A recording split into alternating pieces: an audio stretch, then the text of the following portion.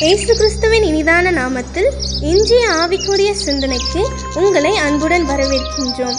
இப்போதும் ஒரு பாடலுக்கு பின்பு உங்கள் சிந்தையை தெளிவிக்கும் ஆவிக்குரிய செய்தியை கேட்கலாம்.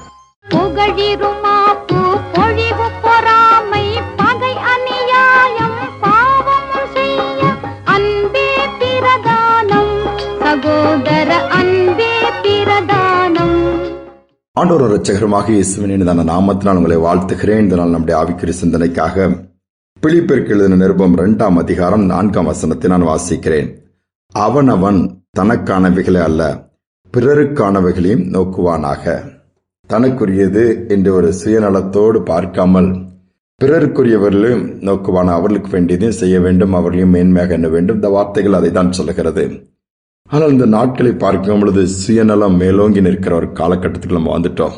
தனக்கென்று இருந்தால் போதும், மற்றவர்கள் எப்படிப்பட்டு என்ன ஆனாலும் என்ன என்று சொல்லுகிற அளவுக்கு தான் மனிதனுடைய இருதயம் மாறிவிட்டது. பழைய ஏற்பாட்டு காலத்தில் யோபின் புஸ்தகத்தை வாசிக்கும் பொழுது யோபு கடந்து வந்த பாதைகள் எல்லாம் வேதனையான பாதைகள். ஒரே நாள் 10 குழந்தைகளை இழக்கிறார். சொத்து சுகம் எல்லாத்தையும் இழந்து கடைசியில தன்னந்தனியாய் சரீரத்தில் பலனையும் இழந்து சுகவீனத்தோடு பருக்கில் நிறைந்த ஒரு நிலைமையிலே பரிதாபமாய் தெருவோரத்தில் உட்கார்ந்து ஒரு ஓட்டை எடுத்து சுரண்டி கொண்டிருக்கிற நிலைமை வந்துருச்சுது. நண்பர்கள் வராங்க, ஆறுதல் சொல்றாங்க. ஆனா கொஞ்ச நாட்கள்ல அந்த ஆறுதல் சொன்ன வந்த நண்பர்களே யோபை குற்றம் சாட்டுகிறார்கள்.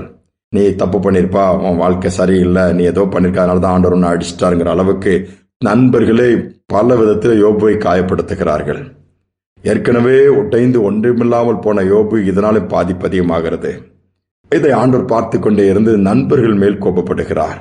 இந்த தாசன் இவ்வளவு பாடுகளின் மத்தியிலும் எந்த பாவமும் செய்யவில்லை, நீங்கள் துணிகரமா எப்படி யோபுவை குற்றம் சாட்டுவீர்கள்? இப்பொழுது பலியிடுங்கள், யோபு உங்களுக்காக வேண்டிக் கொள்வான், இல்லாவிட்டால் தப்ப முடியாது என்று ஆண்டவர் சொல்லிவிடுகிறார். யோபு என்ன செய்கிறார்? அந்த நேரத்தில் யோபு 42:10 சொல்லி தன் சிநேகிதருக்காக ஜெபிக்கிறார். பாருங்கள், தனக்கே எவ்வளவோ பாடுகள், தன்னுடைய காரியங்கள் எல்லாம் ஒன்றுமில்லாமல் போய் அனாதையாய் தெருவிலே உட்கார்ந்திருக்கிற மனிதன் சிநேகிதருக்காக அவர்களை கர்த்தர் மன்னித்து அவர்களை ஆசீர்வதிக்க வேண்டும் என்று சொல்லி சிநேகிதருடைய சூழ்நிலை மாறுவதற்காக ஜெபிக்கிறார். கர்த்தர் அந்த ஜெபத்தை கேட்டதோடு மட்டுமல்ல, யோபின் சிறையிருப்பை மாற்றுகிறார். தனக்காக அல்ல, தன்னை வெறுத்து தனக்கு விரோதமாக பேசினவர்களுக்காக யோபு ஜெபிக்கிறார். இன்னைக்கு நாம எப்படி இருக்கிறோம்?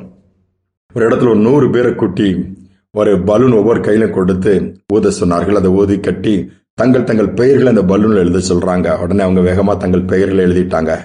பக்கத்துல ஒரு அறையை திறந்து அதற்குள்ள கொண்டு உங்க பலூன் எல்லாம் போட்டுருங்கன்னதும் 100 பலூன் பக்கத்து ரூம்ல போட்டாங்க. அவங்க பெயருக்குள்ள பொறிக்கப்பட்ட அந்த பலூன் அங்க இருக்குது. சரி, திருப்பி இங்க ஹாலுக்கு வந்த உடனே திருப்பி அந்த அறைக்குள்ள உங்களை அனுப்புறேன், 5 நிமிடம் டைம், உங்க பலூன் எதுங்கிறத தேடி கண்டுபிடிச்சு எடுத்துட்டு வரணும். இதுதான் கொடுக்கப்பட்ட டாஸ்க். 5 நிமிடத்துல எல்லாரும் வேகமா உள்ள போறாங்க. 100 பேரும் இந்த அறைக்குள்ள போய் தேடுறாங்க, தன்னுடைய பலூனை எடுக்கணும்னு சொல்லிட்டு 5 நிமிடம் முடிஞ்சிருச்சு. யாராலும் அந்த பலூனை கண்டுபிடிச்சு எடுக்க முடியல. திரும்பி வந்துட்டாங்க. எங்களால் முடியலன்னு சொல்றாங்க. எல்லார் முகத்திலும் ஒரு துக்கம். அடுத்தல என்ன பண்ணாங்க? திருப்பி அதே டீமை சொல்றாங்க, நீங்க 100 பேர் உள்ள திரும்ப ஒரு 5 நிமிடம் கொடுக்குறேன், உங்க பலூனை நீங்க தேடான்ட்டான், நீங்க தேடி எடுக்கிற பலூன் யாருடையதோ அவருடைய பேரை வச்சு அவங்க கையில கொண்டு போய் கொடுங்க அப்படின்னு சொல்லி விடுறாங்க. நேரா 100 பேரும் உள்ள போறாங்க. ஒரு பலூன் ஒவ்வொருத்தர் எடுக்கிற பலூன்ல அதில் உள்ள பேரை பார்த்து அந்த பலூனுக்குரிய நபரை கண்டுபிடிச்சு கையில கொடுத்துருந்தாங்க. அந்த பலூனை கண்டுபிடிச்ச உடனே அதை வாங்கினவருக்கு ஒரே சந்தோஷம், என் பலூன் என்கிட்ட கிடைச்சிருச்சுதே. அதே மாதிரி இவர் கொடுத்தவருக்கு அடுத்த ஒருத்தர் இருந்து இது உங்க பலூன் தானே, நாங்க வச்சிடுங்கன்னு சொல்லி 5 நிமிடங்கள் கூட ஆகல, எல்லாருக்கும் அவங்கவுங்க பலூன் கையில கிடைச்சிருச்சுதான். சாதாரண ஒரு காரியமா இருக்கலாம், இதுல எவ்வளவு பெரிய உண்மை இருக்கிறது. எல்லாருக்குமே சந்தோஷம். 5 நிமிடத்துல அவங்கவுங்களுக்குரியது அவங்கவுங்களுக்கு வந்துருச்சுது. இதுதான் வேதம் சொல்லுகிறது. தனக்கானவைகள் அல்ல பிறருக்கானவைகளையும் நோக்குவாயாக. நீ மற்றவர்களுக்குள்ளதை எடுத்து கொடுத்துட்டாலும் நமக்குள்ள நமக்கு வந்துடும்.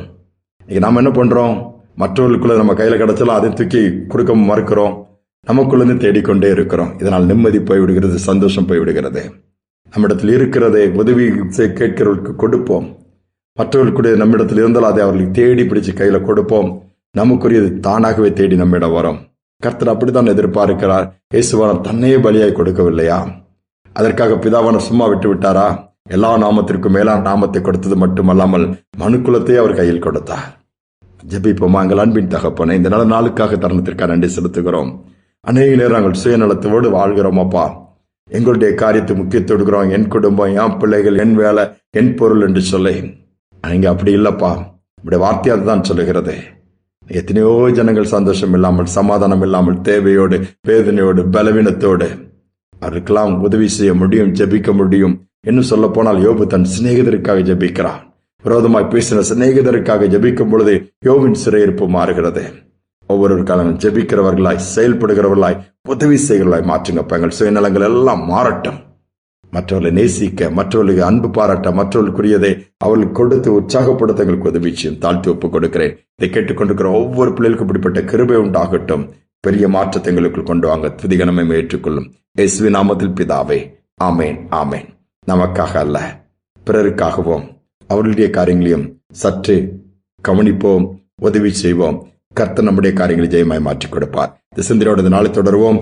மீண்டுமாய் நாளை தினம் சந்திப்போம். பிறர் என்ன